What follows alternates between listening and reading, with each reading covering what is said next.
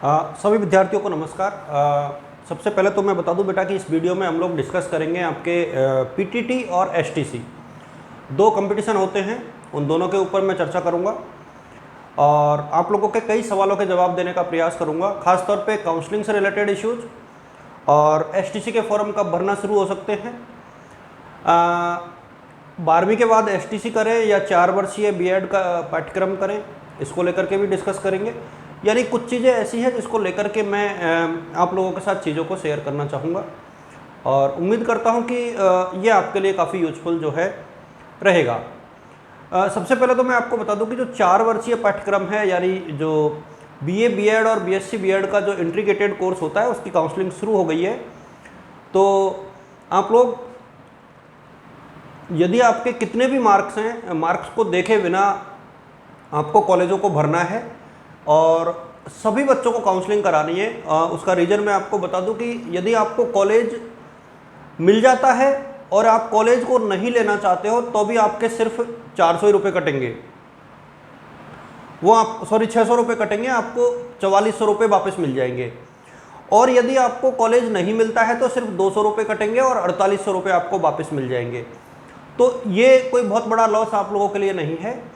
तो आप लोग यदि वास्तव में बीएड करना चाहते हो 4 वर्षीय पाठ्यक्रम में, तो आप लोग ऑल राजस्थान की कॉलेज को भरें और अपना जो शिक्षक बनने का सपना है उसको साकार करने का प्रयास करें। जो 2 वर्षीय पाठ्यक्रम है, यानी जो बीए बीएससी के बाद शुरू होता है, उसकी अभी काउंसलिंग शुरू नहीं हुई है। और काउंसलिंग शुरू क्यों नहीं हुई है उसका रीज़न आप सबको पता होगा बेटा, क्योंकि फाइनल ईयर के रिजल्ट्स अभी नहीं आए बहुत सी यूनिवर्सिटीज़ के। तो जैसे ही फाइनल ईयर का रिजल्ट आएगा निश्चित तौर पर जो है इसकी काउंसलिंग शुरू हो जाएगी। मेरा एक मोटा सा अनुमान यह है कि संभवतया 16 तारीख के आसपास ये काउंसलिंग शुरू होनी चाहिए। पहले भी हो सकती है, लेकिन फिर आपको टाइम दिया जाएगा, ऐसा नहीं है कि टाइम नहीं मिलेगा। यानी फाइनल ईयर का रिजल्ट आप लोगों का आ जाएगा, बिल्कुल परेशान होने की आवश्यकता नहीं है। और पीटीईटी का जो द्विवर्षीय पाठ्यक्रम है उसकी भी काउंसलिंग 16, 17, 18 के आसपास जो है आप लोगों की शुरू हो जानी चाहिए। और वहाँ पर भी मैं यही कहना चाहूँगा कि आप लोगों का कोई कट ऑफ नहीं होता है, पीटीईटी में कट ऑफ नहीं होता। कोई कुछ भी कहे, ये निर्भर करता है कि आपने कॉलेज कैसी भरी है, कितनी कॉलेज भरी है, और उसी के बेसिस पर आपको कॉलेजें मिलती है। तो एक तो अपने दिमाग में से इस भ्रांति को निकाल दें, इस बात को बिल्कुल भी निकाल दें कि किसी भी तरीके से कोई फिक्स चीज़ निर्धारित की गई है और वो कट ऑफ निर्धारित है कि एसटी की इतनी जाएगी, एससी की इतनी जाएगी, ओबीसी की इतनी जाएगी या जनरल की इतनी जाएगी। कट ऑफ पीटीईटी के किसी भी कोर्स में निर्धारित नहीं है। आप लोग जितनी कॉलेज भरोगे प्रेफरेंसेज में उतने ही चांस रहेंगे। यदि आपने कॉलेज नहीं भरी तो वो फिर आपको कॉलेजेज नहीं मिलेंगे, तो फिर आपका कट ऑफ ऑटोमेटिकली हाई हो जाएगा। तो ये तो है आप लोगों की कहानी बीएड वालों की। एसटीसी के बच्चे जो हैं उनके साथ मैं कुछ चीज़ें शेयर करना चाहूँगा। लास्ट में हम लोग ये भी बताने का मैं ये भी प्रयास करूँगा बेटा आप लोगों को कि बीएड जरूरी है या एसटीसी जरूरी है, दोनों में से बेटर पाठ्यक्रम कौन सा है और किस पाठ्यक्रम के साथ आप लोग ज़्यादा सहूलियत के साथ आगे बढ़ सकते हो। क्या बीएड और क्या बीए और एसटीसी एक साथ की जा सकती हैं, इसको लेकर के भी चर्चा करेंगे। तो 2 चीज़ें हैं। नंबर 1, एसटीसी का फॉर्म अभी भरना शुरू नहीं हुए हैं, तो एसटीसी के फॉर्म संभवतया अगले वीक में, यानी कुछ लोग 10 तारीख के लिए बोल रहे हैं, हालांकि मैं उसके लेकर के बहुत श्योर नहीं हूँ। लेकिन यदि फॉर्म भरना शुरू होते हैं तो आप लोगों के साथ चीज़ें शेयर कर दी जाएंगी।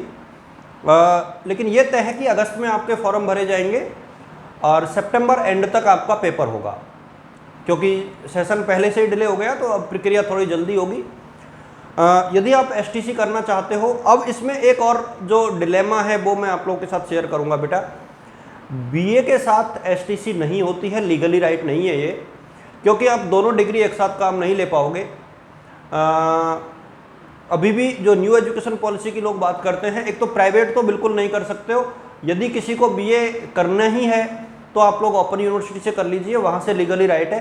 तो कानूनी रूप से आप लोग चीज़ों को इस तरीके से करो कि आपके डॉक्यूमेंट्स के बीच में कोई डिलेमा नहीं आए, कोई दुविधा आपके मन में नहीं रहे और आप लोगों का कैरियर जो है किसी भी तरीके से किसी उलझन में ना उलझे। एक आप लोग ऐसे लोगों से पूछिए जो लोग इसके बारे में नॉलेज रखते हैं।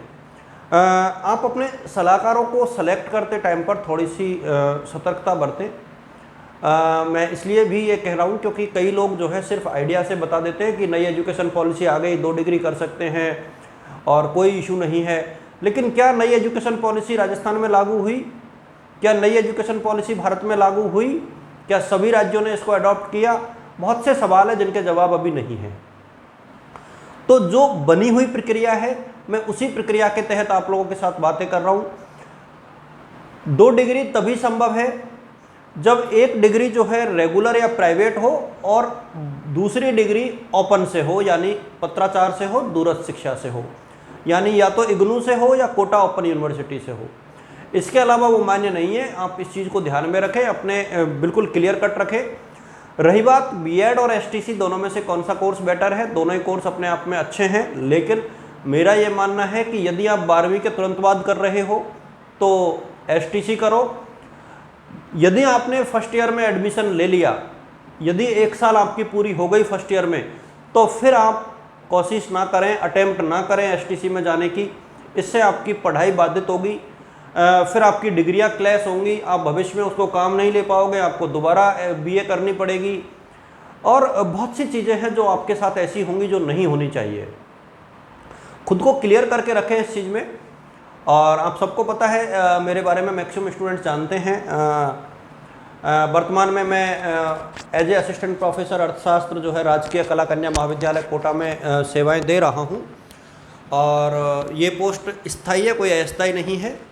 और मैं अपने बच्चों के बीच में इस प्रकार की भ्रांतियों को दूर करने का प्रयास हमेशा से करता हूं और उम्मीद करता हूं कि आपको ये चीज़ें लाभदायक सिद्ध हो रही होंगी। आप अपने साथियों के साथ शेयर करें, इस तरीके की भ्रांतियों को दूर करें और रेगुलर बेसिस पर इन सवालों का जवाब मैं आपके साथ देता रहूँगा। कॉलेज से रिलेटेड कोई भी इन्फॉर्मेशन होगी तो वो आपके साथ शेयर की जाएगी। आप सभी का शुक्रिया, धन्यवाद कि आप लोग जो है जुड़े रहते हैं और चीज़ों को शेयर करते हैं। Thank you so much, keep watching and keep sharing the channel. Thank you so much.